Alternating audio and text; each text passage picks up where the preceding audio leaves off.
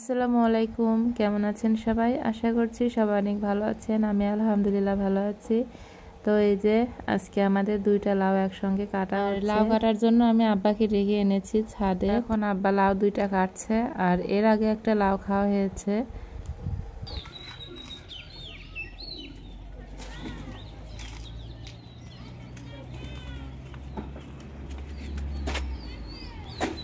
দুটো লাউ হাতে নিয়ে দাঁড়াও, আমার এদিকে ফিরে।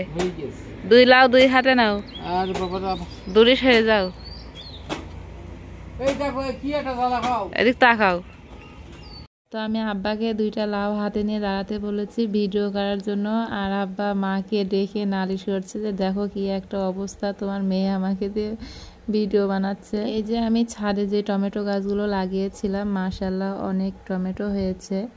আর এখন আমি পুকুর পাড়ে চলে আসলাম টমেটো গাছ থেকে টমেটো তোলার জন্য। প্রতিদিনই টমেটো তোলা হয়, যত দিন যাচ্ছে ততই গাছে বেশি করে টমেটো পাকা শুরু হয়ে গেছে। আর এই টমেটোগুলো একটু কাঁচা থাকতে তোলার কারণ হচ্ছে গাছে অলরেডি পোকা আক্রমণ করা শুরু করে দিয়েছে। প্রতিদিনই কাঁচা কাঁচা টমেটো ছিদ্র করে ফেলছে, খেয়ে ফেলছে। তারপরে পাকা টমেটো একটু পাকলে ছিদ্র করে ফেলছে, যার জন্য আমি একটু ভালো থাকতে থাকতে টমেটোগুলো উঠিয়ে ফেলছি।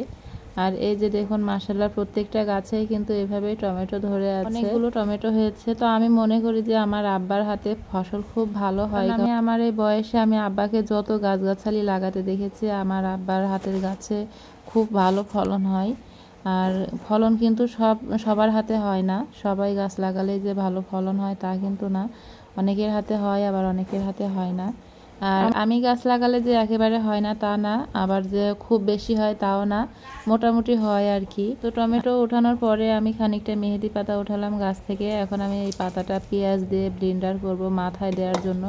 আমি প্রায় মেহেদি পাতা মাথায় দিই, কিন্তু এইবার অনেকদিন হয়ে গেল মাথায় দেওয়া হয় না, তাই ভাবলাম যে আজকে একটু মেহেদি পাতা মাথায় দিই। তো এই যে আমার মেহেদি পাতা বাটা হয়ে গেছে, আর মেহেদি পাতার সঙ্গে যে আমি পেঁয়াজ দিয়েছি সেটা তো দেখলেনি। তো এখন এগুলোর সঙ্গে আর হালকা একটু পানি মিশিয়ে তারপরে আমি মাথায় দেব। কাঁচা পেঁয়াজের রস কিন্তু চুলের জন্য খুবই ভালো, নতুন করে চুল গজায় আর চুল কালো হয় আমি যতটুকু জানি। তো এই যে মেহেদি পাতা মাথায় দিয়ে আমি একটু ছাদে এসে দাঁড়িয়ে আছি, আর ছাদ থেকে দেখুন মাঠের দৃশ্যটা কত সুন্দর লাগছে। মাঠে ধান লাগিয়ে দিয়েছে অলরেডি, আর ভুট্টা ক্ষেতও আছে পাশাপাশি। হঠাৎ করে মনে পড়লো যে গাছে কয়টা বড়ই আছে, লাস্ট বারের মতো পারা যাবে আর কি, তাই চলে আসলাম এখন বাথরুমের ছাদে। আর এই সময়টাতে কিন্তু কারো গাছে বড়ই থাকার কথা না, কিন্তু এই গাছটাতে আছে, কারণ সবার গাছের বড়ই যখন শেষ হয়ে যাওয়ার মতো হয় তখন এই গাছের বড়ই দুই একটা খাওয়ার উপযুক্ত হয়। এই কারণে এই গাছটাতে এখনো বড়ই আছে। তো আজকে এই বড়ইগুলো পেরে ফেলবো, সব বেশি নেই, হয়তোবা সবগুলো মিলে কেজি খানিক হবে।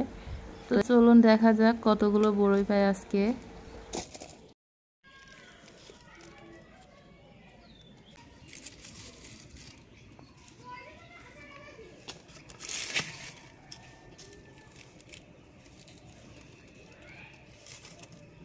আমার বড়ই পাড়া শেষ, আমি এত সময় ওইখানে ছিলাম, তো ওখান থেকে এখন আমি নেমে পড়েছি, আর এখন চলে যাচ্ছি রুমের ভিতরে বড়ই নিয়ে। আর এই যে দেখুন আমাদের লিও এখানেই থাকে সারাদিন বসে। এটাই ছিল আমার আজকের ভিডিও, সবাই ভালো থাকবেন, আল্লাহ হাফেজ।